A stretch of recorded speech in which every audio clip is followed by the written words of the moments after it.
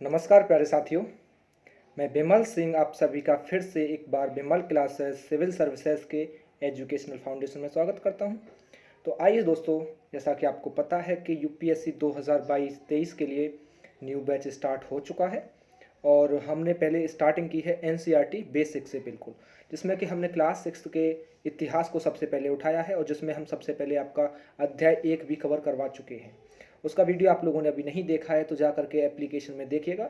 वहाँ पर आपको यूपीएससी सीएसई 2022-23 के नाम से एक बैच होगा, उसमें फ्रीली ये वीडियो हमारा पड़ा हुआ है, वहाँ से आप इसको देख सकते हैं और मॉक टेस्ट भी वहाँ पे आप लोगों को अवेलेबल हो जाएंगे। तो फ्रेंड्स, एप्लीकेशन आपको गूगल प्ले स्टोर से मिल जाएगा बिमल क्लासेस सिविल सर्विसेज के नाम से। ओके, तो आइए दोस्तों, आज के इस सेशन में हम बात करने वाले हैं कक्षा 6 के इतिहास के अध्याय 2 के बारे में, जिसका नाम है फ्रेंड्स आरंभिक मानव की खोज में।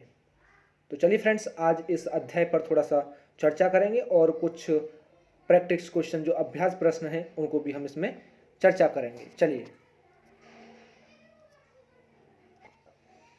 तो दोस्तों जैसा कि आप देख रहे होंगे, अध्याय आपके सामने दूसरा आ चुका है और अध्याय का नाम आप देख रहे होंगे यहाँ पे, आरंभिक मानव की खोज में। आरंभिक मानव की खोज में। तो फ्रेंड्स, इसमें सबसे पहले मैं आपको टॉपिक्स बता दूं क्या क्या इसमें हम कवर करने वाले हैं। तो सबसे पहले हम दोस्तों इसमें पढ़ेंगे मानव में परिवर्तन, कैसे कैसे मानव में परिवर्तन हुआ। दूसरा हम इसमें आज पढ़ने वाले हैं आकेटक खाद्य संग्राहक का जीवन कैसा हुआ करता था। तीसरा हम इसमें पढ़ने वाले हैं खानाबदोश जीवन के कारण, और जो आरंभिक मानव था आखिर वो इधर उधर क्यों घूमता रहता था, इस पर भी चर्चा करेंगे। इसके बाद हम बात करेंगे नाम और तिथियों के बारे में, नाम और तिथियों के बारे में। उसके बाद फ्रेंड्स हम चर्चा करेंगे इस पर पाषाण युग के बारे में, और जिसमें हम बात करेंगे आग की खोज, कैसे जाना आग जलाना, उसके बारे में चर्चा करेंगे। उसके बाद हम फ्रेंड्स चर्चा करेंगे इस पर धातु काल के बारे में। किसके बारे में? धातु काल के बारे में आज इस पर हम चर्चा करेंगे। और उसके बाद दोस्तों आज हम फिर चर्चा करेंगे इसी में ही पर्यावरण में बदलाव। किसके बारे में? पर्यावरण में बदलाव। और उसके बाद फिर हम बात करेंगे कुछ अभ्यास प्रश्नों के बारे में जो कि इस अध्याय में बन सकने योग्य प्रश्न हैं, उन सब पर आज हम चर्चा करने वाले हैं। तो चलिए देखते हैं सबसे पहले मानव में परिवर्तन कैसे हुआ। उससे पहले दोस्तों मैं आप लोगों को एक चीज़ बता दूं कि घर, जैसा कि आप लोग नॉर्मली सभी लोग जानते होंगे, घर जो होता है वो हमें जाड़े होते हैं या फिर गर्मी हो या फिर जो बारिश का मौसम होता है, उससे हमें घर क्या है, सुरक्षा प्रदान करता है। सभी लोग जानते हैं इस चीज़ को। तो और इसमें रह करके हम अपने सभी कार्य जो होते हैं, हमारे दैनिकचर्या वाले जो कार्य होते हैं, उनको हम भली भांति एक अच्छे तरीके से कर लेते हैं घर की सुरक्षा के कारण, क्योंकि घर हमें मौसमों से सुरक्षा प्रदान करता है। हर चीज़ से हमें घर जो है सुरक्षा प्रदान करता है। तो हमारे जो कार्य रहते हैं दैनिक जीवन में, दैनिकचर्या में जो कार्य रहते हैं घर वाले, हम उनको आसानी से निपटा लेते हैं। लेकिन एक समय ऐसा भी था जब मनुष्य घर बनाना नहीं जानता था। एक समय ऐसा भी था जब जो मानव था, जो मनुष्य था, उसको घर बनाना बिल्कुल भी नहीं आता था। और क्या करता था तब वो मानव जो था, जो मनुष्य जब के जो थे उस समय के, वो कहाँ पर निवास किया करते थे? वो जंगलों में निवास किया करते थे। और जंगली जानवरों से अपनी सुरक्षा या फिर आप कह सकते हो उनका शिकार करने के लिए उनके पास जो है केवल पत्थर के ही औजार हुआ करते थे। किसके औजार? पत्थर के ही औजार हुआ करते थे। और जैसा कि आप लोग यहाँ पर देख रहे होंगे कि मानव में परिवर्तन कैसे कैसे आया। तो देखो, एक समय ऐसा भी था जब मनुष्य घर बनाना नहीं जानते थे, तब वे जंगलों में रहते थे।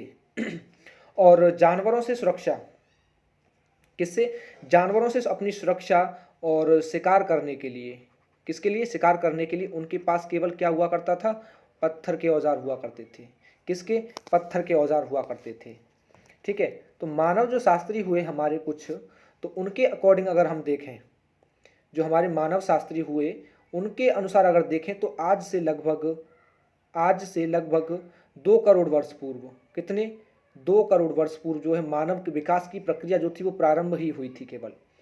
और इस समय क्या था कि उसमें कुछ महत्वपूर्ण शारीरिक परिवर्तन देखने को हमें मिले, जैसे कि दोनों पैरों पर खड़े होकर के सीधे चलना, और अंगूठे के कारण वस्तुओं को पकड़ने की क्षमता का विकास होना, जिससे महत्वपूर्ण कार्यों को कर लेना। एक तो उस मानव में ये विकसित हुआ, शारीरिक परिवर्तन ये हुआ कि वो दोनों पैरों पर खड़े होकर के चलना सीख गया। दूसरा परिवर्तन हमें ये देखने को मिला कि अंगूठा जो होता है हमारे हाथ का, उसके कारण जो है वो वस्तुओं को पकड़ने की जो क्षमता थी उसके अंदर विकसित हो गई। अब उसको पता चल गया कि हाथ से हम वस्तुओं को पकड़ सकते हैं, जैसे कि मैंने ये पेन पकड़ा हुआ है तो अंगूठे की सहायता से वस्तुओं को आसानी से पकड़ लिया करते थे, जिससे कि उनके जो महत्वपूर्ण कार्य हुआ करते थे उनको वो आसानी से कर लिया करते थे। और तीसरा वहाँ पे आप परिवर्तन देख रहे होंगे कि मस्तिष्क के आकार और क्षमता में विस्तार हुआ। जब उसने कि सोचने की क्षमता थोड़ी सी विकसित हुई तो सीधी सी बात है नॉर्मली कि मस्तिष्क का विकास होगा और जो उसके आकार की क्षमता है उसमें भी विकास होता जाएगा, विस्तार होता जाएगा उसमें। और आगे आप देख रहे हैं कि मनुष्य में लंबाई, चौड़ाई और गहराई या ऊंचाई को देखने की क्षमता भी विकसित होने लगी, जिसे हम क्या बोलते हैं उस क्षमता को, त्रिपार्श्वदर्शी दृष्टि। त्रिपार्श्वदर्शी दृष्टि बोलते हैं, जो कि देखने, लंबाई, चौड़ाई या इनको क्षमता जो होती है इनको देखने की, उस दृष्टि को क्या बोला जाता है, त्रिपार्श्वदर्शी। ठीक है। और यहाँ पे आप देख रहे होंगे कि मानव के विकास, विभेद आदि की जानकारी देने वाले जो मानव थे वो क्या कहलाते थे, शास्त्री कहलाते थे। ध्यान रखना, जो मानव के विकास, विभेद की जानकारी हमको प्रोवाइड करते थे उन लोगों को या उन मानवों को क्या कहा जाता है, शास्त्री कहा जाता है या शास्त्री कहलाते थे। ठीक है। तो मानव के शारीरिक विकास की यह प्रक्रिया जो थी वो चलती रही थी लगातार, और इसमें धीरे धीरे विकास होता गया, जैसा कि नीचे आपको देख सकते हो चित्र में मैंने आपको दर्शाया हुआ भी है। देखिए यहाँ पे यहाँ पे आप देख रहे होंगे जो मानव का विकास क्रम है। सबसे पहले मानव जो था एक वानर के रूप में था, आप यहाँ पे देख रहे होंगे। तो थोड़ा सा उसने खड़ा होना सीखा सबसे पहले दोनों पैरों पर।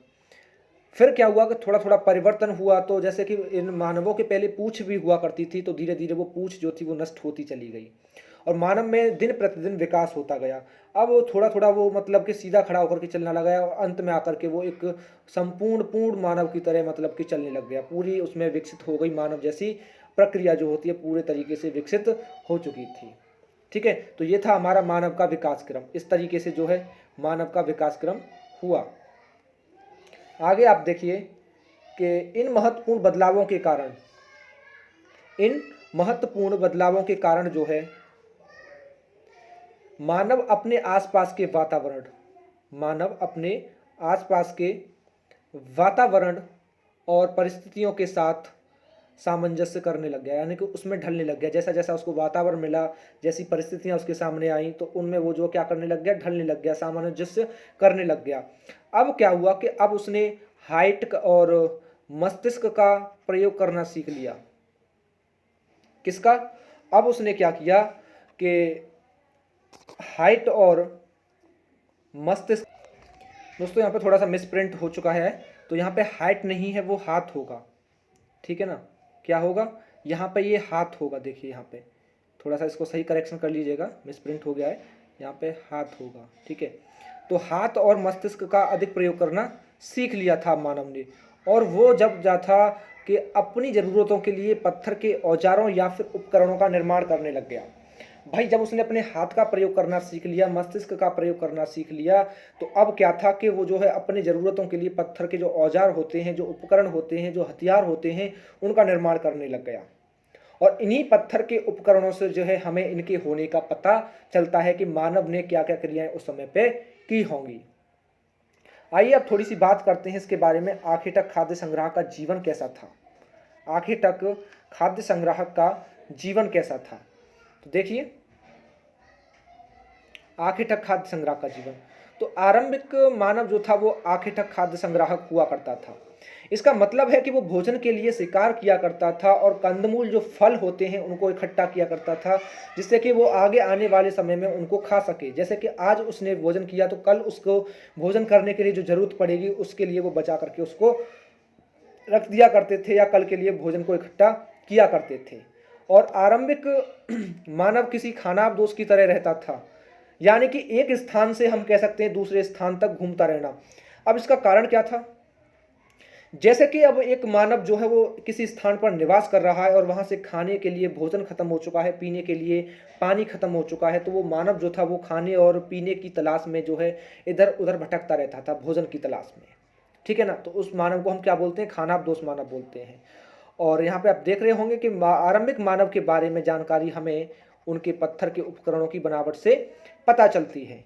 जो मानवों के उस समय के जो मानव थे उनके जो उपकरण थे पत्थरों के बने हुए, तो उन पत्थरों से हमें उनके बारे में जानकारियाँ प्राप्त होती हैं।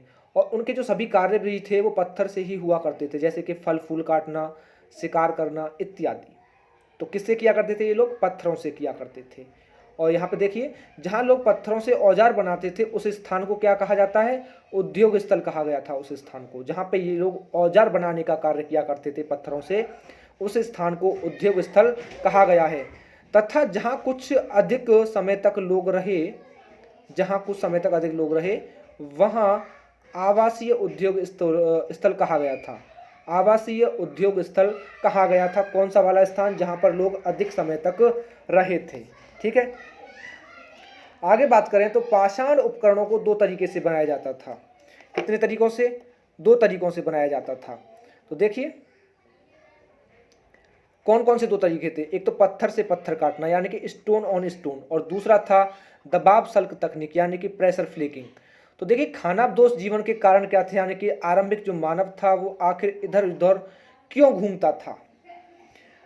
तो यहाँ पर थोड़ी सी चर्चा करूँ। जैसे मैंने अभी आपको बताया था कि कुछ समय बीतने के बाद जब एक जगह पर भोजन के स्रोत जो थे समाप्त हो जाते थे, इसीलिए लोगों को जो है नई जगह खोजने के लिए आगे बढ़ना पड़ता था। मैंने अभी आपको बताया था कि जब मानव एक स्थान से दूसरे स्थान पर इसलिए घूमता था क्योंकि जब एक जगह से भोजन के जो उसके भोजन का जो प्रबंध था वो ख़त्म हो जाया करता था, पानी पीने के लिए ख़त्म हो जाया करता था, तो उसकी तलाश में वो मानव इधर उधर घूमा करता था। वह जो है एक जगह से दूसरे स्थान तक वो जो है इधर उधर वितरण किया करता था। ठीक है, आगे बात करूं तो जैसा कि आप लोग जानते हो कि जानवर एक जगह से दूसरी जगह जाते रहते थे। अब बात आगे निकल करके खाने वाली बात, कि जानवर जो थे वो एक जगह से दूसरी जगह जाते रहते थे। इसीलिए क्या था कि शिकार के नज़रिए से लोगों के लिए एक जगह से दूसरी जगह पर जाना महत्वपूर्ण होता था। यानी कि जब खाना ही वहाँ से ख़त्म हो जाएगा, उनके शिकार करने के लिए जानवर एक स्थान को छोड़ करके दूसरे स्थान पर पहुँच जाएंगे, तो स्वाभाविक सी बात है कि मानव को जो है क्या करना पड़ेगा? एक स्थान से दूसरे स्थान पर जाना पड़ेगा।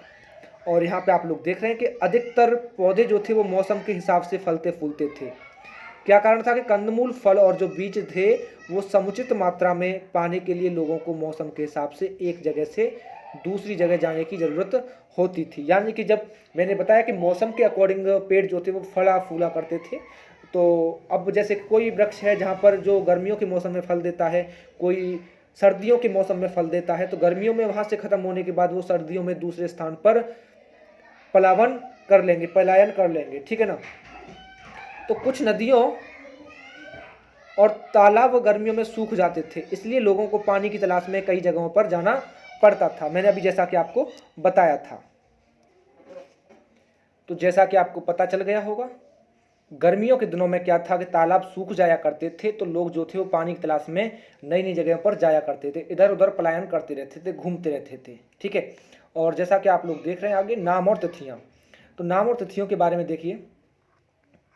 जैसा कि आरंभिक जो काल था, जिसे हम पुरापाषाण काल कहते हैं, जो कि जिसका समय अगर देखें तो 20 लाख से लेकर के 1200 साल पहले तक का जो समय था वो क्या कहलाता है?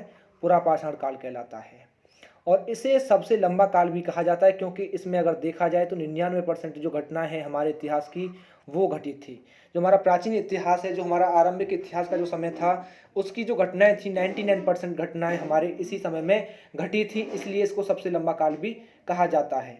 मध्य पाषाण काल की बात करूँ तो 1200 साल पहले से लेकर के और 10,000 साल तक का जो समय है वो आपका क्या कहलाता है? मध्य पाषाण काल कहलाता है। और इसको हम माइक्रोलिथ भी कहते हैं। क्या कहते हैं? माइक्रोलिथ भी हम इसको कहते हैं। और इसको हम एक और नाम से जानते हैं, क्या नाम है? लघु पाषाण काल। इसको हम लघु पाषाण काल के नाम से भी जानते हैं। नव पाषाण काल की बात करूँ तो इसकी जो शुरुआत थी वो लगभग 10,000 साल पहले होती है। यानी कि इसकी जो शुरुआत थी वो 10,000 साल पहले हो चुकी थी। किसकी? नव पाषाण काल की। ठीक है, अब बात करूं पाषाण युग की, जिसमें क्या था कि आग की खोज जो थी वो कैसे जाना और आग जलाना, इसके बारे में बात करें तो देखिए पाषाण अर्थात आप कह सकते हो पाषाण अथवा अर्थात पत्थर काल जिसे कहते हैं। तो मानव ने क्या किया कि अपनी रक्षा और अपनी भूख मिटाने के लिए जो है सर्वप्रथम पत्थर का या पत्थर के औजारों का ही सबसे पहले अधिक उपयोग किया। इसीलिए इस युग को क्या कहा गया? पाषाण युग कहा गया या पाषाण काल इसको कहा गया। और आरंभिक मानव जो था वो अपने औजार बनाने के लिए पत्थरों का इस्तेमाल किया करते थे, इसीलिए इस युग को हम जो है पाषाण युग कहते हैं। और औजार से बने जो पत्थर थे, हमारे जो पत्थरों से बने औजार हुआ करते थे, उनमें समय समय पर परिवर्तन भी हमें देखने को मिला, इसलिए हम इस समय को पाषाण युग जो है इसको हम 3 भागों में बांट देते हैं। सबसे पहले हम इसको बांटते हैं पुरापाषाण काल में, दूसरा हम बांटते हैं इसको मध्य पाषाण काल में, और तीसरे नंबर पर आता है हमारा नवपाषाण काल। क्या आता है? नवपाषाण काल आता है। ठीक है, तो देखिएगा आगे। जैसा कि आप देख रहे हो पाषाण कालीन शैल चित्र देख रहे हो, हमारे यहाँ पे पाषाण कालीन शैल चित्र देखिए, ये ऐसे हुआ करते थे। जो पाषाण कालीन शैल चित्र थे वो इस टाइप के हुआ करते थे।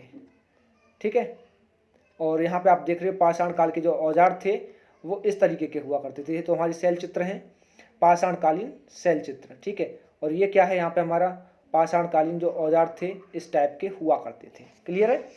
चलिए पुरापाषाण काल के बारे में बात करें। किसके बारे में? पुरापाषाण काल के बारे में बात करें। तो पुरापाषाण काल में क्या था कि मानव पहले खुले आकाश के नीचे रहा करता था, यानी कि नदियों के किनारे जो झील हुआ करती हैं उनके पास वो निवास किया करता था। ठीक है, और इससे क्या था कि इसे शिकार करने में भी आसानी होती थी। क्यों आसानी होती थी? क्योंकि जब जंगल के जानवर हैं सभी, वो पानी पीने के लिए झील में, तालाब में या नदियों के किनारे पर ही आया करते थे, तो ये मानव जो था उन्हीं किनारों पर निवास किया करता था, जिससे कि उनका आसानी से शिकार कर सके और अपने भोजन का इंतजाम में सुगमता से कर सके। ठीक है, तो और क्या था कि वह पत्थर के औजारों से जो है पशुओं का शिकार किया करता था, और शिकार से प्राप्त जो मांस होता था उनका ये मुख्य भोजन हुआ करता था। यानी कि जो शिकार किया करते थे लोग, जो मांस, जो जानवरों को मारा करते थे और उनसे जो मांस प्राप्त हुआ करता था, जो फ्लैश प्राप्त हुआ करता था, वो इनका मुख्य भोजन हुआ करता था। कंदमूल और फल भी उनके भोजन में सम्मिलित रहते थे, जैसे सभी को पता है ये चीज़ के बारे में। तो और जैसा कि बात करें कि थोड़े समय के बाद, थोड़ा समय जब व्यतीत हुआ तो उसके बाद क्या हुआ कि मानव ने जो है गुफा में रहना प्रारंभ कर दिया, क्योंकि उसे अब तक देखा जाए तो घर बनाना नहीं आता था, क्योंकि खानाबदोश हुआ करता था मानव इस समय पे जो है। और शिकार की खोज में अगर देखें तो वो लगातार जो है इधर उधर घूमते रहते थे। इस प्रकार से हम कह सकते हैं कि उनका कोई भी स्थायी आवास नहीं हुआ करता था, यानी कि इस समय का मानव जो था खानाबदोश हुआ करता था। और इसी समय देखा जाए तो आग की जानकारी भी प्राप्त हुई थी, और इस समय जो है इसके साथ साथ अगर हम देखें तो अब अपने मृतकों को जो है उस मानव ने कब्र में दफनाना प्रारंभ कर दिया। जब उनको आग के बारे में पता चला तो उसके जस्ट बाद ही उन्होंने अपने मृतकों को जो है कब्र में दफनाना स्टार्ट कर दिया, और अपने मृतकों को कब्र में दफनाना प्रारंभ कर दिया। ठीक है, तो पुरापाषाण काल की मैं बात करूं तो पुरापाषाण काल के इस आखिरी दौर में बात की जाए, पुरापाषाण काल का जो आखिरी दौर था इसमें देखा जाए तो उसने चित्र बनाना भी सीख लिया था, और उस समय की जो गुफाएं हमको मिली हैं, जो केव्स हमको मिली हैं, उनके द्वारा जो चित्र थे बनाए गए उनके बारे में भी हमको पता चलता है। ठीक है,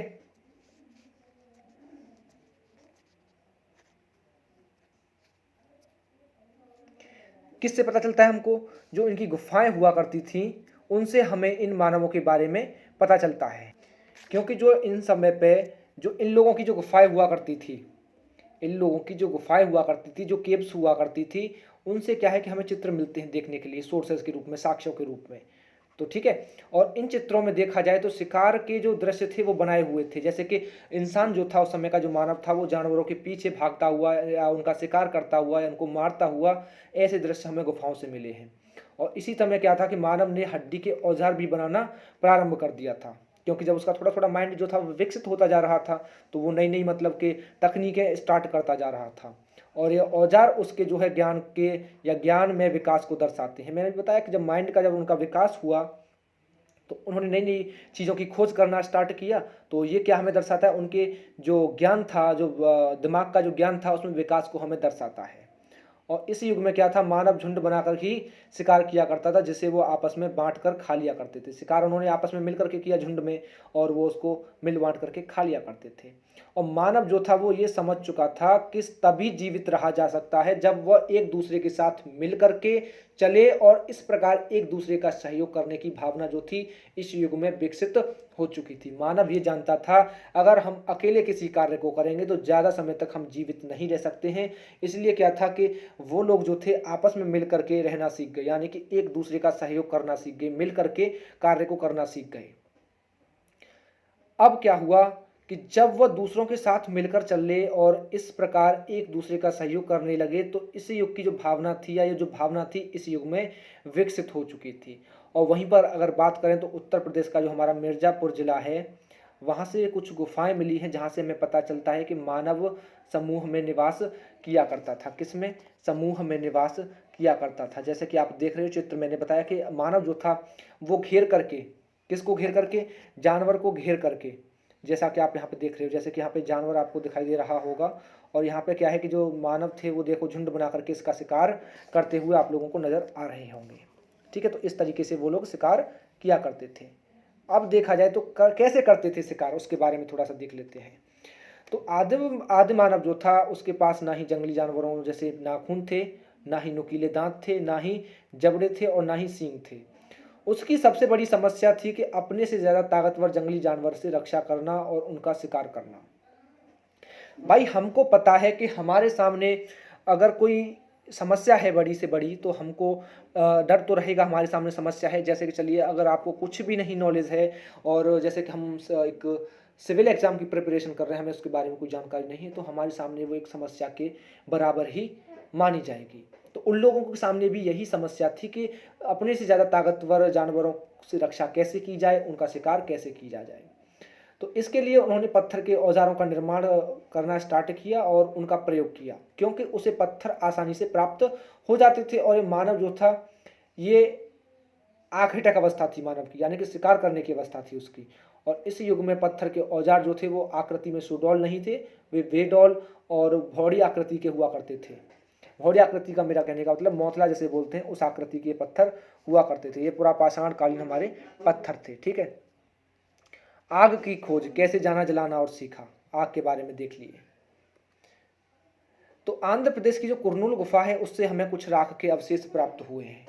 जो हमारी कुरनूल की गुफा है उससे हमें राख के अवशेष प्राप्त हुए हैं और इससे यह पता चलता है हमें कि लोग जो थे वो आग जलाना सीख गए थे इस समय पे जो है।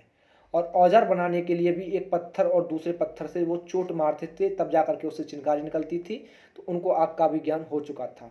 और एक पत्थर से जब दूसरे पत्थर पर टकराने पर चिंगारी निकलती थी और निकलने वाली चिंगारी जो थी उन्हें आग का ज्ञान हुआ। इससे कारण क्या हुआ कि इसके कारण अब वह सूखी पत्तियां, लकड़ियों की टहनियां इनको जलाने लग गए और जो जानवरों का शिकार किया करते थे तो उनको जलती हुई आग में भी डाल दिया करते थे। अब क्या था, जब जानवरों को उन आग में डाल देते थे तो वो जानवर उसमें मर जाया करता था और उसका जो मांस था वो भुन जाया करता था।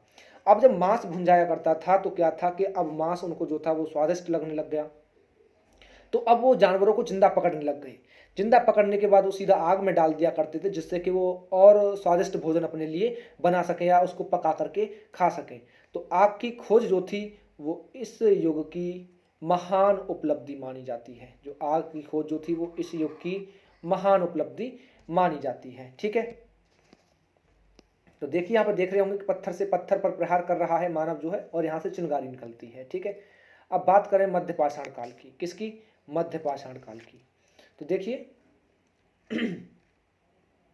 मध्य पाषाण काल के औजार जो थे वो पुरा पाषाण काल की अपेक्षा आकार में छोटे हुआ करते थे।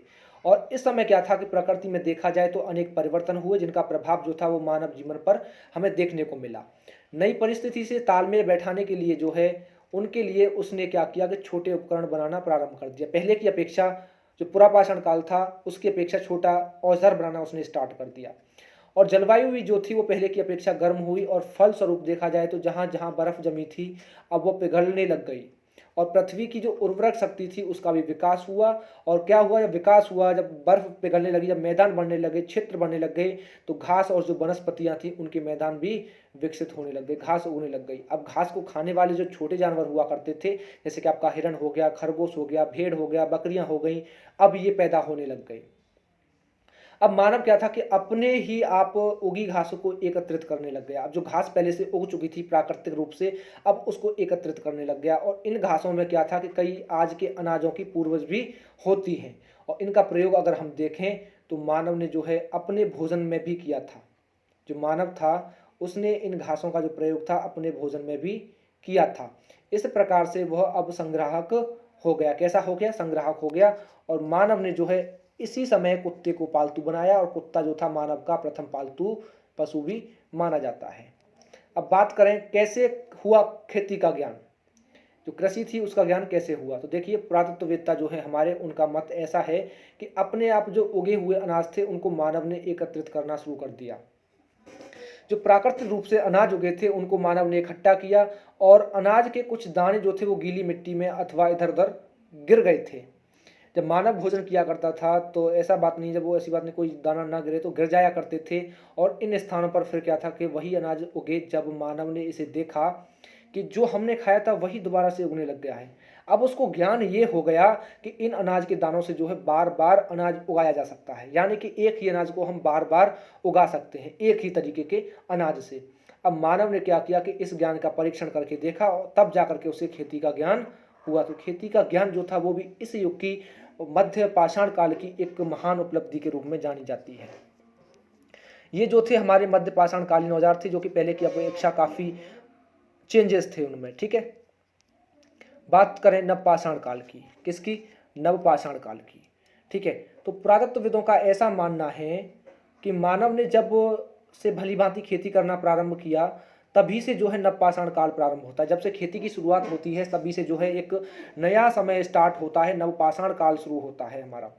और ये मानव सभ्यता के इतिहास की जो है सबसे बड़ा परिवर्तन भी था। जो नवपाषाण काल का जो देखा जाए, खेती करना स्टार्ट हुआ नवपाषाण काल में, तो सबसे बड़ा परिवर्तन था ये नवपाषाण काल का। और खेती के कारण मानव अब भोजन संग्राहक से क्या था? भोजन उत्पादक बन गया। पहले तो संग्राहक था, है ना खाना दोस्त था, लेकिन अब क्या था? भोजन उत्पादक बन गया, यानी कि भोजन को उगाने वाला बन गया, अन्नदाता बन गया। तो इस समय क्या था कि उसके जो पत्थर थे, पत्थर के जो उपकरण थे वो अधिक उपयोगी और सुडौल थे, क्योंकि इन्हें क्या था कि अधिक कुशलता से बनाया गया था नवपाषाण काल में। और ये उपकरण जो थे वो घिस करके चमकदार भी बनाए गए थे। और हत्तेदार कुल्हाड़ी होती है, हाशिया होता है, देखा जाए तो इस समय के महत्वपूर्ण औजार थे, क्योंकि हाशिए का प्रयोग फसल काटने में किया करते थे। कुल्हाड़ी का ये प्रयोग वस्तुओं को काटने में, पेड़ों को काटने में ये लोग प्रयोग किया करते थे।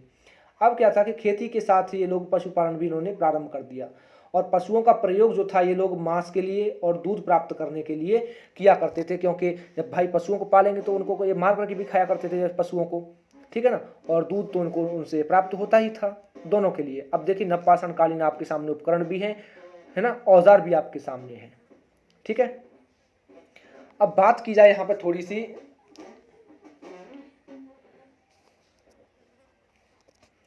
अब जो मानव था वो अपने घरों के आसपास, किसके आसपास? अपने घरों के आसपास, अपने घरों के आसपास मिट्टी के घर और जो घास फूस होता है हमारा, उसके छप्पर वाले जो घर होते हैं उनको बनाने लगा, यानी कि झोंपड़ी टाइप से वो जो है अब घर बनाने लग गया। और धीरे धीरे क्या हुआ कि यहाँ बस्तियाँ जो थी वो गांव बनने लग गई। जब इन्होंने बस्तियाँ बनाई लोगों ने, तो अब वो गांवों में परिवर्तन होने लग गई। और अब ये मिट्टी के बर्तन भी बनाना जान गए थे, और बर्तनों पर जो है नक्काशी और चित्रकारी में रंगों का प्रयोग होने लगा था, यानी कि रंगों का प्रयोग ये बर्तनों पर करने लगे थे, चित्रकारी भी बर्तनों पर ये लोग करने लगे थे। और इसी समय क्या था कि मानव ने जो है पहिए का भी आविष्कार किया। पहिए का आविष्कार बात करूँ तो सबसे पहले चाक के रूप में किया गया था। किसके रूप में? चाक के रूप में किया गया था, जो कि मिट्टी के बर्तन बनाने में प्रयोग किया गया था। और सामान ढोने के लिए गाड़ी के पहिए में के रूप में भी इन्होंने इसका प्रयोग किया। खेती के कारण लोग जो थे वो एक ही जगह पर अब रहने लग गए, और वो जगह जो थी वो गाँवों में विकसित होने लग गई, और नए नए कौशल विकसित हुए, जैसे कि मूंज की टोकरी बनाना और चटाइयाँ बनाना, कताई करना, जानवरों के बालों से कपड़ा बनाना जैसे कंबल हो गया। तो इन सब का वो कार्य करने लग गए मानव। अब उनमें क्या था कि सामुदायिक जीवन का विकास होने लग गया। अब देखा जाए तो जो उनके सब हुआ करते थे, जो उनकी डेड बॉडी जो हुआ करती थी, अब क्या था, तो सबों को वो जो है दफनाने के ढंगों में भी इन्होंने, इनके जो धार्मिक विश्वास थे उनके विषय में इनको जानकारी मिलती गई। अब क्या था, जो सब हुआ करते थे, जो मृतक व्यक्ति हुआ करते थे, उनके साथ साथ ये खाने पीने की चीज़ें भी, जैसे बर्तन हो गए, हथियार हो गए, ये सब दफनाया करते थे, क्योंकि ये लोगों का विश्वास था कि मरने के बाद भी व्यक्ति इनका प्रयोग करता है, इसलिए उनको उनके साथ में दफनाया करते थे, बर्तनों को, औजारों को और भोजनों को। नवपाषाण कालीन मिट्टी के बर्तन आपके सामने हैं, देख लीजिएगा इनको। ठीक है, बात करूं धातु काल के बारे में। किसके बारे में? धातु काल के बारे में बात की जाए। देखिए, तो नवपाषाण युग का जब अंत था और अंत जब हो रहा था तो पत्थर के साथ साथ देखा जाए तो धातुओं का इस्तेमाल शुरू हो गया था। धातुओं में क्या था कि सबसे पहले तांबे का प्रयोग हुआ, जिसके कारण क्या था कि इस युग को ताम्रपाषाण युग कहा गया था। क्या कहा गया था? ताम्रपाषाण युग कहा गया था इस युग को। जब इसमें तांबे का प्रयोग हुआ तो यही कारण था कि इस युग को ताम्रपाषाण युग भी हम लोग कहने लग गए। और मानव ने तांबे की खानों का पता लगा करके उससे तांबा खोद कर निकालना शुरू किया और उच्च तापमान में देखें तो तांबे को पिघलाना इन्होंने स्टार्ट किया। और सांचे जो हुआ करते थे, सांचे की सहायता से धातु द्रव जो होता है उसको विविध रूप देना, यानी कि अब धातु उन्होंने पिघलाई, तांबे को उन्होंने पिघलाया तो उनको नए नए आकृति में ये उनको ढाल दिया करते थे। तो यह मानव विकास की एक और महत्वपूर्ण खोज थी सबसे ज़्यादा। धीरे धीरे क्या हुआ कि मानव ने तांबा और जो होता है, जो टिन होता है, उनको मिलाकर के एक मिश्र धातु बनाना सीख लिया था। मिश्र धातु को भी उन्होंने बनाना सीख लिया था। अब मानव जीवन देखा जाए तो मानव जीवन उसकी जो प्रगति थी या संघर्ष जो था उसकी कहानी आप लोगों के सामने देखने को मैं आपको बता चुका हूँ कि मानव जीवन जो था उसकी प्रगति और संघर्ष की कहानी यही थी। और मानव जो प्रारंभिक मानव था उसने अपनी समस्याओं से जूझते हुए, भाई मानव जो था उस समय अपनी समस्याओं से जूझ रहा था, तो जूझते हुए उसने अपने को जीवित रखा और अपनी उन्नति की और अपने को सभ्य भी उसने बनाया। पर्यावरण में बदलाव कैसे देखने को मिला हमें?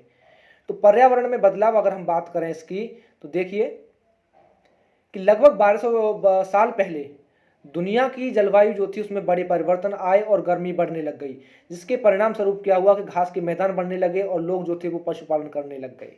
मनुष्यों ने किस जानवर को सबसे पहले पालतू बनाया? तो वो कुत्ता था।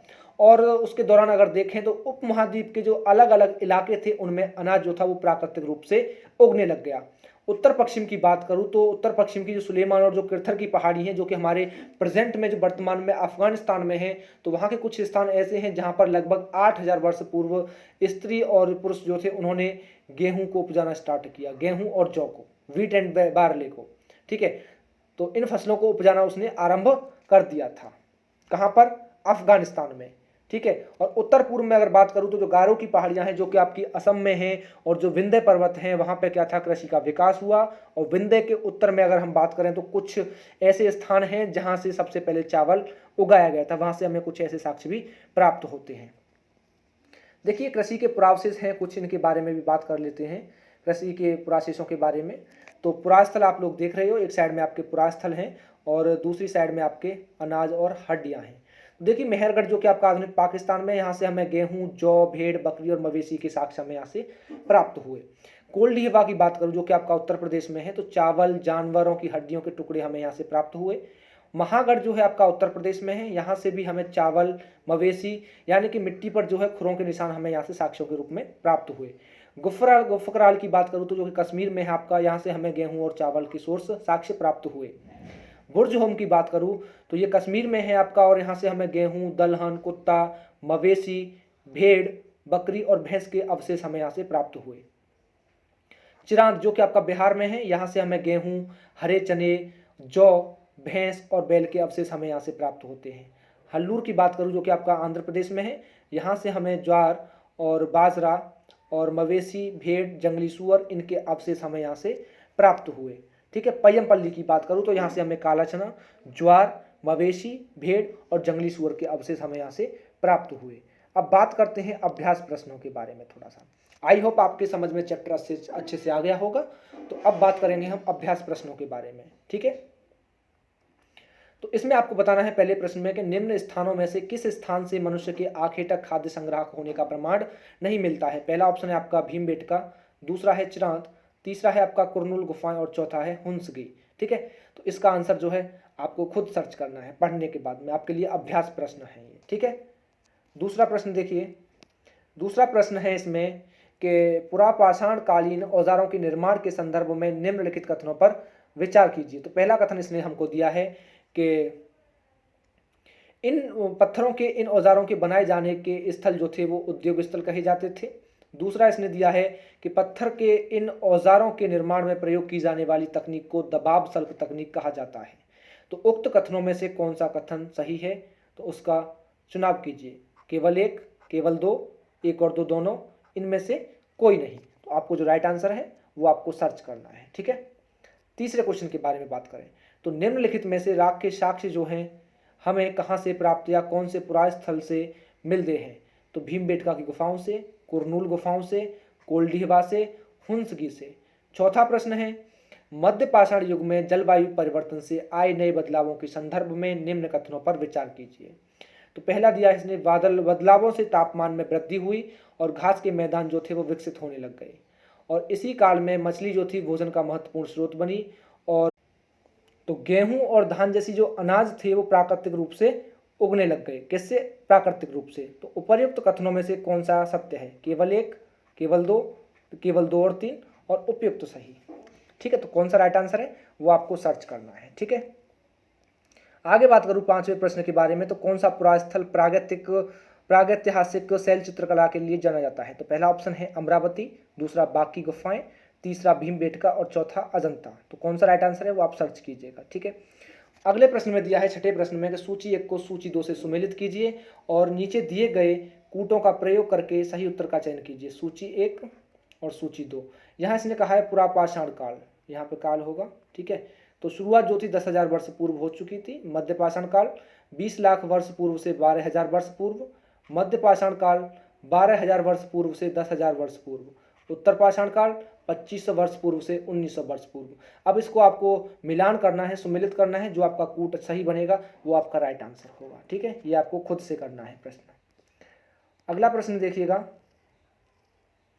अगले प्रश्न में इसने बात किया कि निम्न में से सबसे पहले किस जानवर को जो है जंगली जानवरों को पालतू बनाया गया? गाय को, बकरी को, बैल को और कुत्ते को।